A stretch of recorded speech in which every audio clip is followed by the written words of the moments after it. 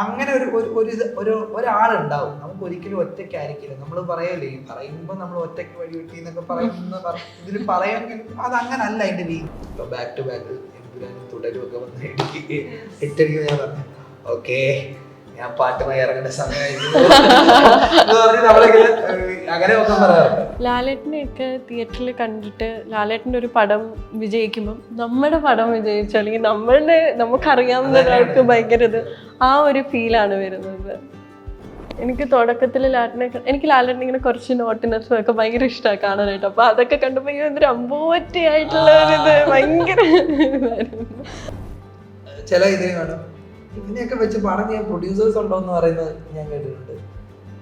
പിന്നെ ചിലപ്പോ ഈ ഹൈറ്റിന്റെ കാര്യം പറയുന്നുണ്ട്. അപ്പൊ അതൊക്കെ ഭയങ്കര കോമഡി തോന്നിയെന്ന് പറഞ്ഞാൽ അതേ ഒരു സിനിമാ ഗ്രൂപ്പില് തൊട്ട് മുന്നേ ബോഡി ഷെയ്മിങ്ങിനെ പറ്റി ചർച്ച നടന്ന അതേ ഗ്രൂപ്പില് എന്റെ ഈ സംഭവങ്ങൾ ഇങ്ങനെ വന്നിട്ട് ആരും മറ്റേ തിരിച്ചു പറഞ്ഞില്ല അത് ബോഡി ഷെയ്മിങ് അല്ലേ എന്നൊന്നും പറയില്ല. പക്ഷെ അത് ബോഡി ഷെയ്മിങ് അത് എപ്പം പറയുന്നത് വെച്ചാൽ മനസ്സിൽ ഞാനൊരു ഇവിടുത്തെ ഒരു ഇഷ്ടമുള്ള ഒരു താരമായി മാറുമ്പോൾ എനിക്ക് വേണ്ടി സംസാരിക്കാൻ ഓപ്പോസിറ്റ് വരും. അതുവരെ ജസ്റ്റ് സ്ക്രോളിൽ നമ്മൾ പോയിക്കൊണ്ടിരിക്കുക. എൻ്റെ കമന്റ് സെക്ഷൻ ഓപ്പൺ ആണ്. ആളുകൾക്ക് ഇഷ്ടപ്പെട്ടില്ല, അവരൊരു ഫ്രസ്ട്രേറ്റഡ് മൂഡിൽ ഇരിക്കുക, അല്ലെങ്കിൽ ഞാൻ ചെയ്തത് ഇഷ്ടപ്പെട്ടില്ല എന്നുണ്ടെങ്കിൽ അവരെന്താ ചെയ്യുക, കമൻറ്റ് ചെയ്യുക.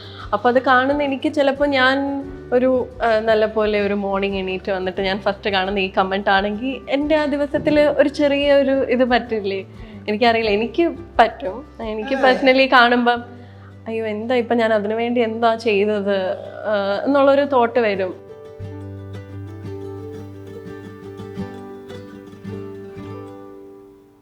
നമസ്കാരം. ഒരു റൊണാൾഡോ ചിത്രത്തിന്റെ വിശേഷങ്ങളുമായി അശ്വിൻ ചൈതന്യ, സ്വാഗതം. റൊണാൾഡോ ചിത്രമാണ് വിശേഷം. റൊണാൾഡോയുടെ കഥയാണത് പറയുന്നതെന്ന് തോന്നുന്നു. ഒരു സിനിമാ പ്രേമി എന്നുള്ള ഒറ്റ വാക്കിലേക്ക് അതിനൊതുക്കാൻ പറ്റില്ല.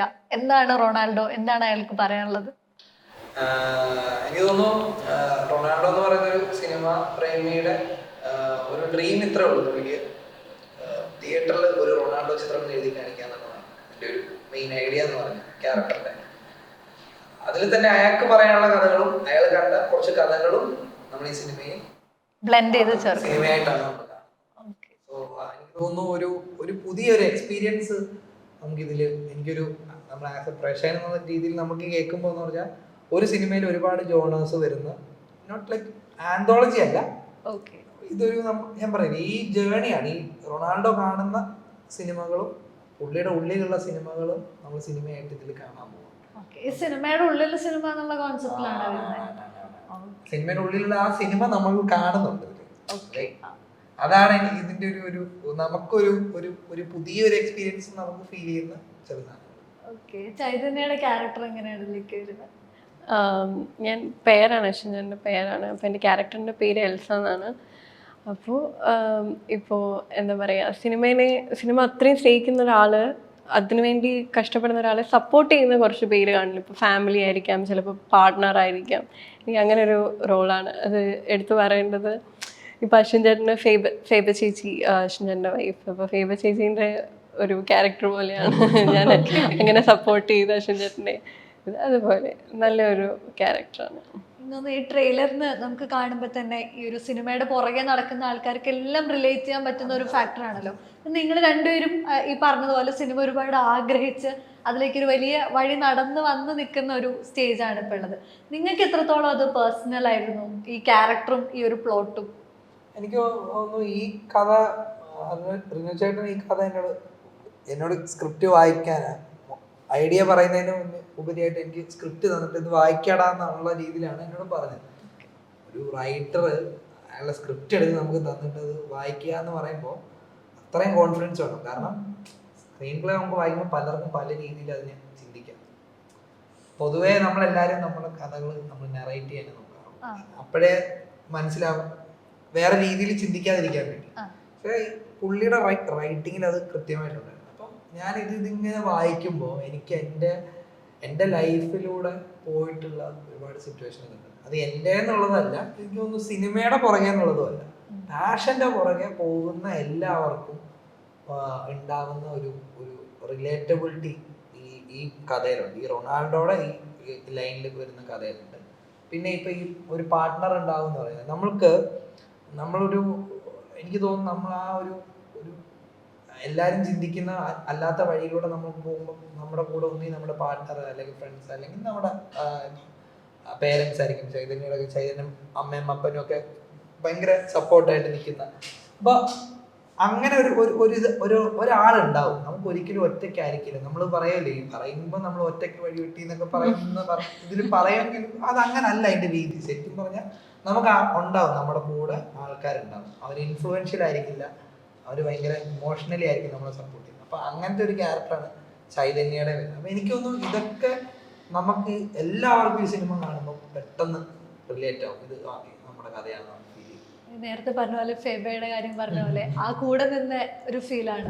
ഉറപ്പായിട്ടും. കാരണം ഫേബയ്ക്ക് ഒരിക്കലും സിനിമയെ പറ്റി ഒന്നും അറിയത്തുമില്ല. സിനിമ എന്ന് പറയുന്നത് അങ്ങനെ ഒരു വലിയ പാർട്ടൊന്നും അല്ല അവളുടെ ലൈഫിലായിരുന്നു.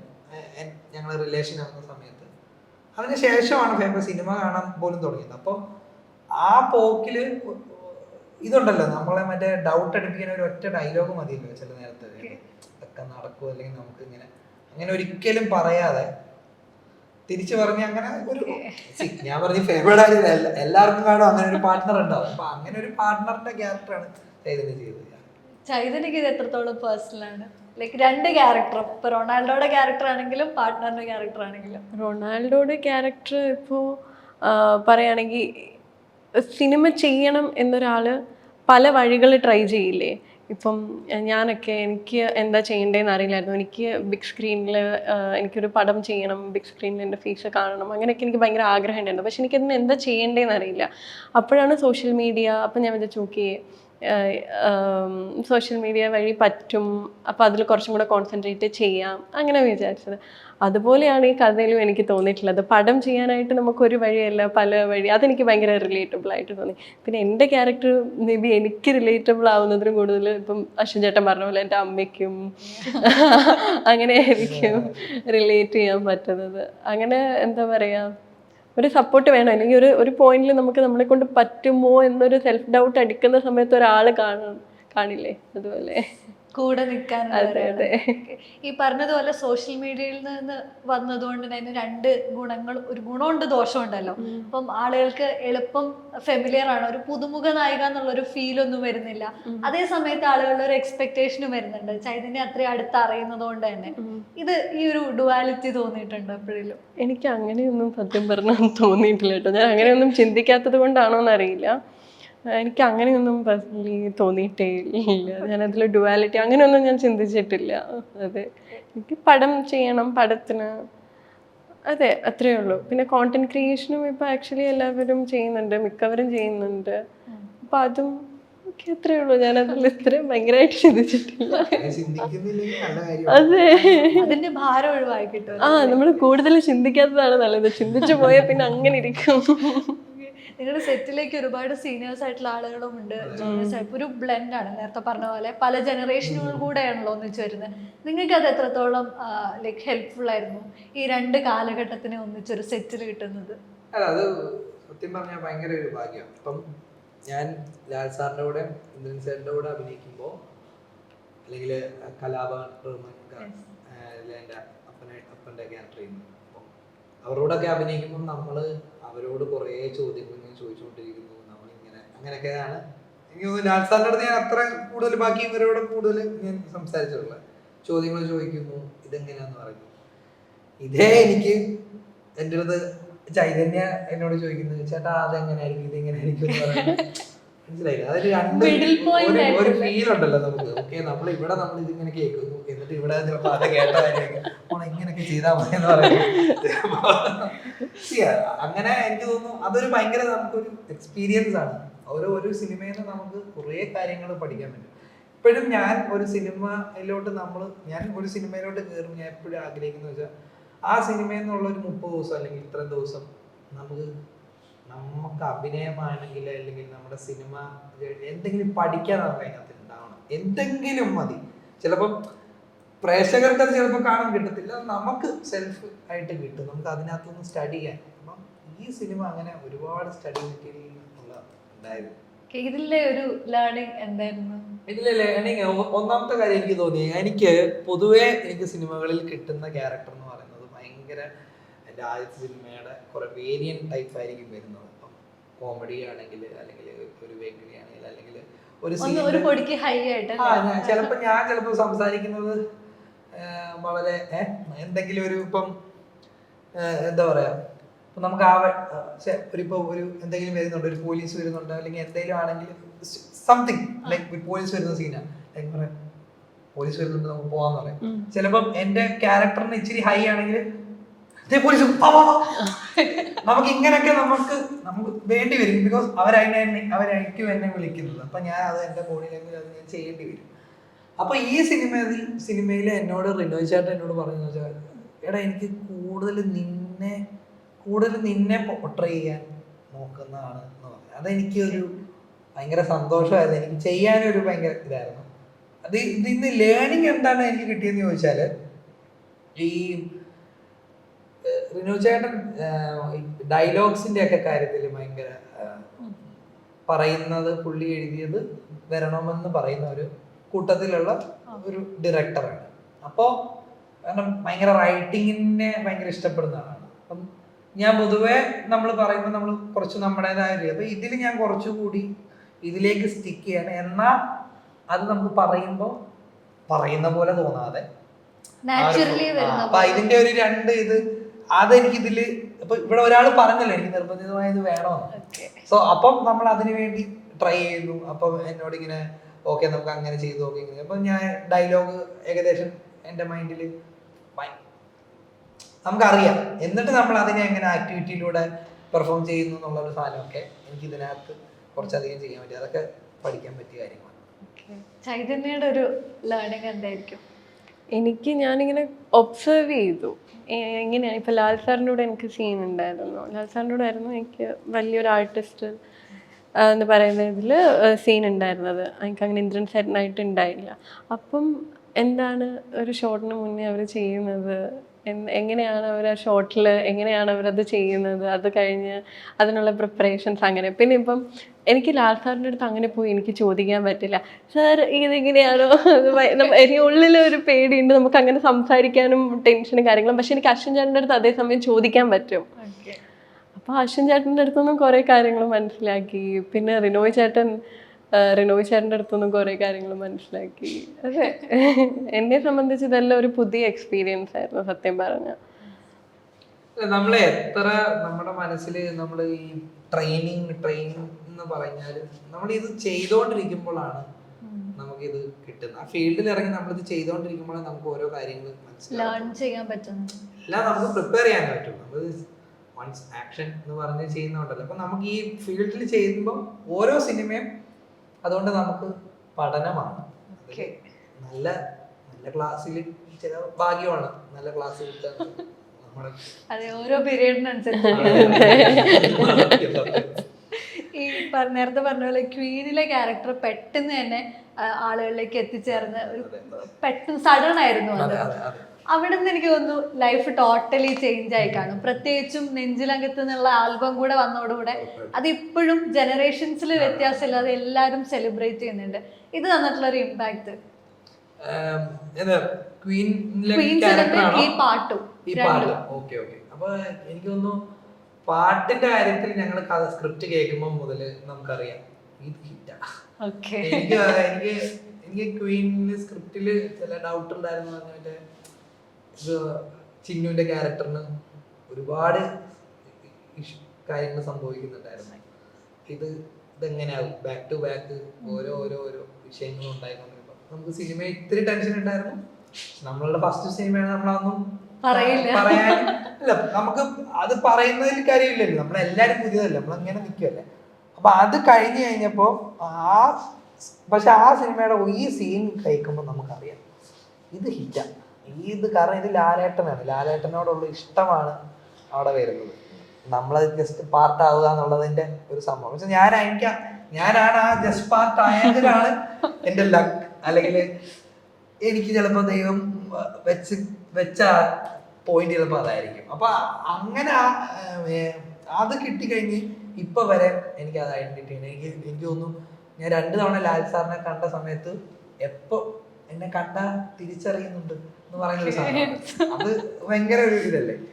പിന്നെ ഞാൻ എടുത്ത് തമാശക്ക് പറഞ്ഞത് ഇപ്പൊ ബാക്ക് ടു ബാക്ക് എമ്പുരാനും തുടരും ഒക്കെ വന്ന് ഇട്ടടിക്കുമ്പോൾ ഞാൻ പറഞ്ഞു ഓക്കെ ഞാൻ പാട്ടുമായി ഇറങ്ങേണ്ട സമയമായി എന്ന് പറഞ്ഞ് നമ്മളിങ്ങനെ അങ്ങനെ ഒക്കെ പറയാറുണ്ട്.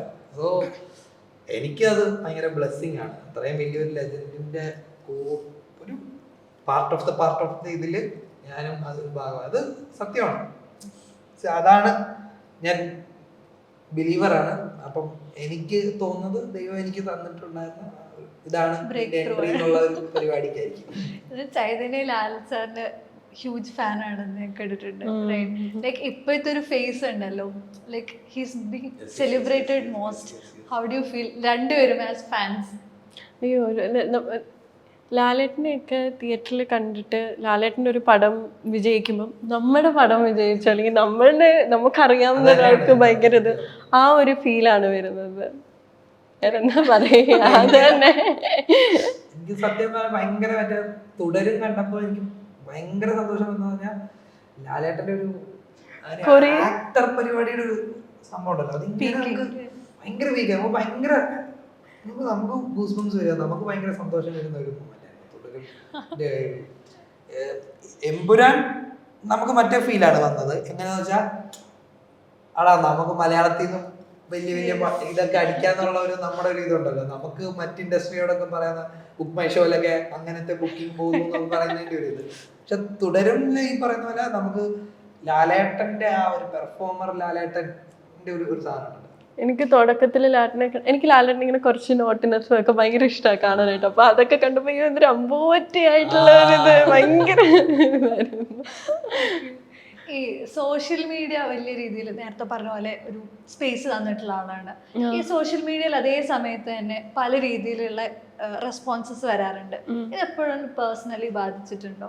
പേഴ്സണലി ബാധിച്ചിട്ടുണ്ടോ എന്ന് ചോദിച്ചാൽ പണ്ട് തുടങ്ങിയ ടൈമിൽ എന്നെ അത് അങ്ങനെ വലുതായിട്ട് അഫക്റ്റ് ചെയ്തിട്ടില്ല. ബിക്കോസ് നമ്മൾ അതിനെക്കുറിച്ച് കൂടുതൽ ചിന്തിക്കാത്തത് കൊണ്ടായിരിക്കാം, അങ്ങനെ നമ്മളത് മൈൻഡ് ചെയ്യുന്നില്ല.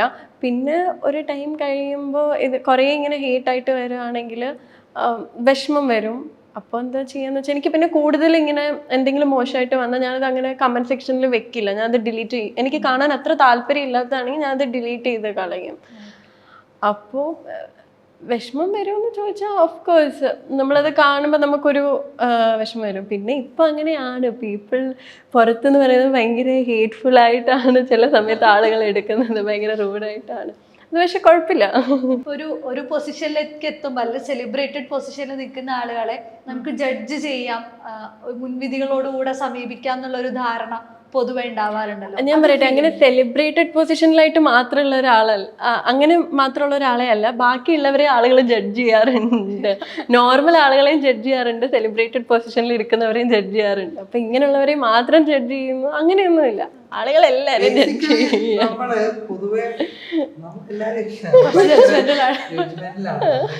പറഞ്ഞുകൊണ്ടിരിക്കും. പിന്നെന്ന് വെച്ചാ ഈ നമ്മള് മീഡിയയിലുള്ളപ്പോ നമുക്ക് എനിക്ക് തോന്നുന്നത് പ്രത്യേകിച്ച് ഈ ആക്ടേഴ്സും ഒക്കെ ആയിട്ട് നമ്മളിങ്ങനെ നിൽക്കുമ്പോൾ നമുക്ക് ആളുകളുടെ ലവ് ഭയങ്കര ഇമ്പോർട്ടൻ്റ് ആണ്. എനിക്ക് തോന്നുന്നു ചിലപ്പോൾ ഒരു റൈറ്റേഴ്സോ അങ്ങനെ അവർക്ക് അവരുടെ ഒരു ഇഷ്ടത്തിന് അവരുടെ ഒരു രീതിക്ക് പോലും, പക്ഷെ പലപ്പോഴും ആക്ടേഴ്സിന് പറഞ്ഞാൽ ആളുകളുടെ ഇഷ്ടം ആണ് അവർ ആഗ്രഹിക്കുന്നത്. അതുകൊണ്ട് ആണ് നമുക്ക് ഈ ഇങ്ങനെ എന്തെങ്കിലുമൊക്കെ പറയുമ്പം നമുക്കൊരു സങ്കടവും കാര്യങ്ങളൊക്കെ വരുന്നത്. അല്ലാതെ നോക്കുവാണെങ്കിൽ ഫുള്ള് നമ്മൾ വണ്ടി കഴിഞ്ഞാൽ നമ്മൾ റോഡിൽ നിന്ന് തുടങ്ങും. ഈ റോഡ് പ്രശ്നം, ഇത് പ്രശ്നം, അത് പ്രശ്നം. എനിക്ക് തോന്നില്ല നമ്മൾ ഒരിക്കലും ഓക്കെ ഇതില് ഇച്ചിരി കുഴിയുണ്ടെങ്കിലും റോഡ് ഉണ്ടല്ലോ, നമുക്ക് വണ്ടി ഉണ്ടല്ലോ, വണ്ടി ഉള്ളതുകൊണ്ട് അല്ലേ നമുക്ക് കുഴി കൂടി പോകാനിരിക്കുന്നില്ലല്ലോ. പൊതുവേ നമ്മളെല്ലാവരും ഭയങ്കര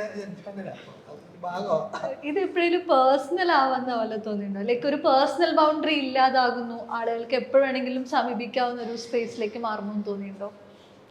ഇപ്പോൾ ഇപ്പം എൻ്റെ കമൻറ്റ് സെക്ഷൻ ഓപ്പൺ ആണ്. ആളുകൾക്ക് ഇഷ്ടപ്പെട്ടില്ല, അവരൊരു ഫ്രസ്ട്രേറ്റഡ് മൂഡിൽ ഇരിക്കുക, അല്ലെങ്കിൽ ഞാൻ ചെയ്തത് ഇഷ്ടപ്പെട്ടില്ല എന്നുണ്ടെങ്കിൽ അവരെന്താ ചെയ്യുക, കമൻറ്റ് ചെയ്യുക. അപ്പോൾ അത് കാണുന്ന എനിക്ക് ചിലപ്പോൾ ഞാൻ ഒരു നല്ല പോലെ ഒരു മോർണിംഗ് എണീറ്റ് വന്നിട്ട് ഞാൻ ഫസ്റ്റ് കാണുന്ന ഈ കമൻറ്റ് ആണെങ്കിൽ എൻ്റെ ആ ദിവസത്തിൽ ഒരു ചെറിയ ഒരു ഇത് പറ്റില്ലേ, എനിക്കറിയില്ല, എനിക്ക് പറ്റും. എനിക്ക് പേഴ്സണലി കാണുമ്പം അയ്യോ എന്താ ഇപ്പം ഞാൻ അതിനു വേണ്ടി എന്താ ചെയ്തത് എന്നുള്ളൊരു തോട്ട് വരും. സാരില്ല, അപ്പം നമ്മൾ കുറച്ച് നേരം ഇങ്ങനെ ഇരിക്കും, പിന്നെ നമ്മൾ തിരക്കാവും, പിന്നെ അതിനെപ്പറ്റി നമ്മൾ മറക്കും. ഇതിങ്ങനെ ഒരു ലൂപ്പിൽ നടന്നുകൊണ്ടിരിക്കും. എനിക്ക് ഉറപ്പായിട്ടും എനിക്ക് അങ്ങനെയൊക്കെ എനിക്ക് ആദ്യമൊക്കെ ക്വീൻ ഇറങ്ങിയ സമയത്ത് എനിക്ക് അത് കഴിഞ്ഞ് ഇങ്ങനെ മുന്നോട്ട് ഇങ്ങനെ പോകുന്ന ജേർണിയിൽ ഈ പറയുന്ന ചില നേരത്ത് ഞാൻ ആലോചിച്ചിട്ടുണ്ട്. അനുരാഗം സിനിമ ഞാൻ എഴുതി ലീഡ് ചെയ്ത് അഭിനയിക്കുമ്പോൾ കുറെ ഞാൻ കമന്റ് കണ്ട ഇവൻ തന്നെ എഴുതിയതിന് ഇവൻ നായകനെ വന്നേ, ഞാൻ എഴുതി ഞാൻ കഷ്ടപ്പെട്ട് ഞാനൊരു പരിപാടി ചെയ്തിട്ട് എന്തിനാ പുള്ളിക്ക് അത് പറയുന്നതെന്ന് എനിക്ക് മനസ്സിൽ. പുള്ളിക്കാണെങ്കിൽ പുള്ളിക്ക് എഴുതി പടം ചെയ്യാന്നുള്ളതല്ലേ ഉള്ളൂ. അപ്പൊ അങ്ങനെ ഞാൻ കേട്ടിട്ടുണ്ട്. ചില നേരത്ത് മറ്റേ ചില ഇതിന് കാണും ഇവനെയൊക്കെ വെച്ച് പടം ചെയ്യാൻ പ്രൊഡ്യൂസേഴ്സ് ഉണ്ടോ എന്ന് പറയുന്നത് ഞാൻ കേട്ടിട്ടുണ്ട്. പിന്നെ ചിലപ്പോ ഈ ഹൈറ്റിന്റെ കാര്യം പറയുന്നുണ്ട്. അപ്പൊ അതൊക്കെ ഭയങ്കര കോമഡി തോന്നിയെന്ന് പറഞ്ഞാൽ അതേ ഒരു സിനിമാ ഗ്രൂപ്പില് തൊട്ട് മുന്നേ ബോഡി ഷെയ്മിങ്ങിനെ പറ്റി ചർച്ച നടന്ന അതേ ഗ്രൂപ്പില് എന്റെ ഈ സംഭവങ്ങൾ ഇങ്ങനെ വന്നിട്ട് ആരും മറ്റേ തിരിച്ചു പറഞ്ഞില്ല അത് ബോഡി ഷെയ്മിങ് അല്ലേ എന്നൊന്നും പറയില്ല. പക്ഷെ അത് ബോഡി ഷെയ്മിങ് അത് എപ്പോൾ പറയുന്നതെന്ന് വെച്ചാൽ മനുഷ്യ ഞാനൊരു ഇവിടുത്തെ ഒരു ഇഷ്ടമുള്ള ഒരു താരമായി മാറുമ്പോൾ എനിക്ക് വേണ്ടി സംസാരിക്കാൻ ഓപ്പോസിറ്റ് വരും. അതുവരെ ജസ്റ്റ് സ്ക്രോളിൽ നമ്മൾ പൊക്കോണ്ടിരിക്കുക. അപ്പൊ അതാ ഞാൻ നേരത്തെ പറഞ്ഞ കാര്യം. നമ്മള് എല്ലാരും നമ്മൾ ജഡ്ജ്മെന്റ് ചെയ്തൊക്കെ തന്നെയാ പോകുന്നത്. നമ്മൾ എല്ലാവർക്കും വേണ്ടി ചിലപ്പോൾ വോയിസ് ഉയർത്താറില്ല, നമ്മളിത് പറയാറില്ല. ഇതിന്റെ പാർട്ടാണ്. നമുക്ക് ഇതൊന്നും നോക്കിയിട്ട് കാര്യമില്ല. അതാണ് ആഫ്റ്റർ ഓൾ ഇതൊന്നും നോക്കിയിട്ട് കാര്യമില്ല. നമ്മള് പടം ചെയ്തുകൊണ്ട് ഇന്ന് പോവാന്നുള്ളതേ ഉള്ളൂ. ഈ നേരത്തെ പറഞ്ഞ അനുരാഗം എന്ന് പറയുന്ന സിനിമയിലാണെങ്കിലും യു ബോട്ടപ്പ് ഭയങ്കര വലിയൊരു കാസ്റ്റ്. GVM ഉണ്ടായിരുന്നു, ജോണി ആന്റണി ഉണ്ടായിരുന്നു, ഷീല ഉണ്ടായിരുന്നു. ലൈക്ക് ഇത്രയും വലിയൊരു കാസ്റ്റിന്റെ കൂടെയാണ്. അതെങ്ങനെയാ സാധിച്ചത്? ലൈക്ക് ഇവരെല്ലാരും ഒന്നിച്ചു കൊണ്ടുവരുന്നു. ഞാൻ വീട്ടിൽ ഇരുന്ന് സ്ക്രിപ്റ്റ് എഴുതി, സ്ക്രിപ്റ്റ് ഫുള്ള് ഞാൻ കംപ്ലീറ്റ് ചെയ്തു. ഞാൻ ഐഡിയ അല്ല, സ്ക്രിപ്റ്റ് ഫുള്ള് കംപ്ലീറ്റ് ചെയ്തിട്ട് അതിന്റെ ഡയറക്ടറുണ്ട് ഷഹദ്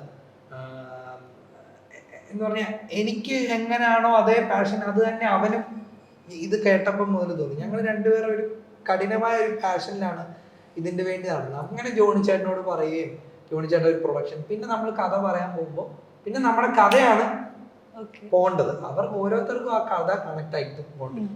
ലൈക്ക് ഗൗതം സാറിനെ പോലെ ഒരു ഡയറക്ടറിന് നമ്മുടെ പണം കണക്ട് ആവുന്നു, ജോണി ചേട്ടനെ പോലെ ഒരു ഡയറക്ടറിന് കണക്ട് ആവുന്നു, ഷീലാമ്മയെ പോലെ ഇച്ചിരി നമുക്ക് മുന്നേ ഉള്ള ഒരു ആക്ടറിന് നമ്മുടെ പടം ഇല്ല, എല്ലാവരും ഇതിലേക്ക് വരും.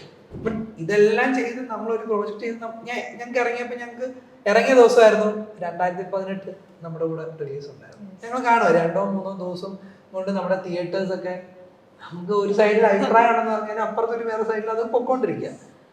അപ്പം അത് നമുക്ക് ഭയങ്കര ഇത് തോന്നി. പക്ഷെ പിന്നീട് നമ്മുടെ ആളുകൾ ആ സിനിമ കണ്ട് നമ്മളോട് അഭിപ്രായം പറയും. ആ സമയങ്ങളിലാണ് തിരിച്ചും ഇതൊക്കെ കാണുന്നത്. ഇവൻ ഇത് ചെയ്യുന്നു, ഇങ്ങനെ ചെയ്യുന്നതിനൊക്കെ പറ്റി പറയുന്നത്. എനിക്ക് അതിൽ നിന്നൊക്കെ ഞാൻ പഠിച്ചത് നമ്മൾ വേറെ ഒന്നും നോക്കിയിട്ട് നമ്മുടെ പണി നമ്മൾ ഇങ്ങനെ ചെയ്തുകൊണ്ടിരിക്കുക. ഒരു പോയിന്റിൽ ഇത് വന്ന് നമുക്ക് ഞാൻ ഇപ്പൊ നേരത്തെ പറഞ്ഞ പോലെ ക്വീനില് ആ ക്യാരക്ടറിന്റെ ആ ഇതെനിക്ക് കിട്ടുക എന്ന് പറയുന്നത് അത് ചിലപ്പോ നമ്മൾ ഇതിന് മുന്നേ ഓടിയ ഓട്ടത്തിന്റെ ഒരു പോയിന്റ് കിട്ടുന്നത് എവിടെയെങ്കിലും ഒരു സ്ഥലത്ത് ഇത് വരും. ഞാൻ നേരത്തെ ചോദിച്ചു വന്നത് ഒരു സർജറി കഴിഞ്ഞിട്ടുണ്ടായിരുന്നു, ഹെൽത്ത് ഇഷ്യൂസ് ഉണ്ടായിരുന്നു. അത് റിലേറ്റ് ചെയ്തിട്ട് മാധ്യമങ്ങളിൽ പലതരത്തിലുള്ള വാർത്തകൾ വന്നിരുന്നു, അത് ചർച്ചയാവുന്നു. ഇത് എപ്പോഴെങ്കിലും ബാധിച്ചിട്ടുണ്ടോ? And how's your health now? എൻ്റെ ഹെൽത്ത് ഇപ്പോൾ കുഴപ്പമില്ല, ബെറ്ററായി വരുന്നു. ബാധിച്ചിട്ടുണ്ടോ എന്ന് ചോദിച്ചാൽ ഞാൻ വീഡിയോ ഇട്ടിട്ടുണ്ടായിരുന്നു എൻ്റെ ഇൻസ്റ്റാഗ്രാം അക്കൗണ്ടിൽ. ഞാൻ വളരെ വ്യക്തമായിട്ട് ക്യാപ്ഷൻ കൊടുത്തിട്ടായിരുന്നു ഞാൻ ഇട്ടിട്ടുണ്ടായിരുന്നത്. അപ്പോൾ മീഡിയാസ് അതിനെ തലയ്ക്ക് ശസ്ത്രക്രിയ എന്നൊക്കെ പറഞ്ഞിട്ടു. അതെന്നെ പേഴ്സണലി അതെന്തോ എന്നെ ബാധിച്ചില്ല. ബിക്കോസ് ഞാനത് കറക്റ്റായിട്ടാണ് കൊടുത്തിട്ടുള്ളത്. അവരാണ് ചെക്ക് ചെയ്തിട്ട് അത് കറക്റ്റ് ചെയ്യേണ്ടത്. പിന്നെ എനിക്ക് കോളൊക്കെ ഒരുപാട് വന്നു. കാര്യം എൻ്റെ ടീച്ചേഴ്സും ഫ്രണ്ട്സും ഒക്കെ ഈ പോസ്റ്റുകളായിരുന്നു കണ്ടിരുന്നത്. അപ്പോൾ എനിക്കും അമ്മയ്ക്കും കുറേ കോൾ വന്നു. നമ്മുടെ ഫ്രണ്ട്സൊക്കെ വിളിച്ചു, എന്താ പറ്റിയ മോക്ക്, എന്താ പറ്റിയ, തലയിൽ എന്തായിരുന്നു പ്രശ്നം. പിന്നെ പറഞ്ഞു ഇതാണ് പ്രിയോറിക്കുലർ സൈനസിൻ്റെ ആയിരുന്നു, അങ്ങനെ പറഞ്ഞു. ഓക്കെ, ഇപ്പൊ അതിന്റെ ഈ കണ്ടന്റ് ക്രിയേഷനും ഈ ഹെൽത്തിന്റെ സ്റ്റേജും ഇല്ലേ, അതെങ്ങനെ ബാലൻസ് ചെയ്യാൻ പറ്റുന്നത്? അത് കുറച്ച് പാടായി. ഇപ്പം നമുക്ക് ഷൂട്ട് ചെയ്യാനൊന്നും പറ്റത്തൊന്നുമില്ല. പക്ഷെ അപ്പോൾ റെസ്റ്റ് എടുക്കാം, ബോഡിക്ക് റെസ്റ്റ് വേണ്ട ടൈമിൽ നമ്മൾ നല്ല റെസ്റ്റ് കൊടുക്കുക. അത് കഴിഞ്ഞിട്ട് ബാക്ക് ടു ഫോമിലോട്ട് എത്തുക. ഞാൻ പഠിച്ച കാര്യം കേട്ടോ അത്. കാര്യം നമ്മളൊന്ന് ടയേർഡ് ആവുമ്പോൾ നമ്മുടെ ബോഡി കാണിക്കുന്നതാണ് കുറച്ച് റെസ്റ്റ് എടുക്കണം, ഫുഡ് കഴിക്കണം, നമുക്ക് അതിനുള്ളൊരു സ്പേസ് വേണം എന്നുള്ളത്. അപ്പോൾ ആ ടൈമിൽ നമ്മൾ പ്രോപ്പറായിട്ട് റെസ്റ്റ് എടുത്തില്ലെങ്കിൽ പിന്നീട് നല്ല പണി കിട്ടും. വാർണിംഗ് തരുന്നതാണത്. അപ്പൊ നമ്മൾ സോഷ്യൽ മീഡിയ എന്ന് പറയുന്നത് നമ്മൾ കണ്ടിന്യൂസ്ലി കണ്ടന്റ് കൊടുത്താൽ മാത്രം നിലനിൽക്കേണ്ട ഒരു കാര്യം കൂടിയാണല്ലോ. ആ എഫേർട്ട് അല്ലേ അതിനകത്ത് ഏറ്റവും വലിയ ഫാക്ടർ. അതിനെങ്ങനെ ഇപ്പൊ ബാലൻസ് ചെയ്യാനായിട്ട് എന്താ ചെയ്യാ? അപ്പോ ഇപ്പൊ ഞാൻ ഒന്നും ചെയ്യുന്നില്ല, ഇപ്പൊ അതങ്ങനെ വെച്ചിട്ടുണ്ട്. റെസ്റ്റ് എടുത്ത് കഴിഞ്ഞ് ബാക്ക് ടു എല്ലാം സെറ്റായിട്ട് കൺസിസ്റ്റന്റ് ആയിട്ട് പിന്നെ പോസ്റ്റ് ചെയ്യാം എന്ന് വിചാരിക്കുന്നു.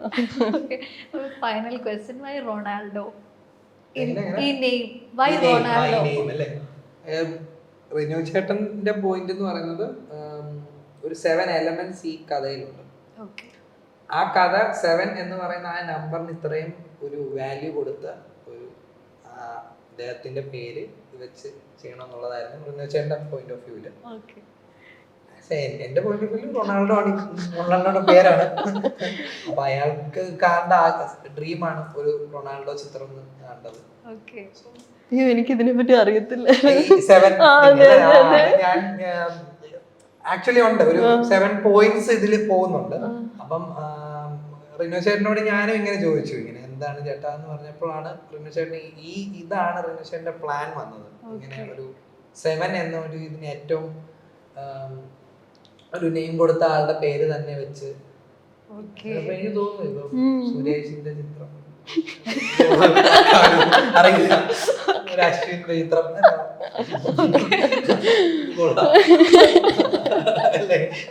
ഒരു റൊണാൾഡോ ചിത്രം, ഒരു റൊണാൾഡോ പേര് പോലെ തന്നെ ഒരു വലിയ സക്സസ് ആയി മാറട്ടെ. Thank you so much. Thank you.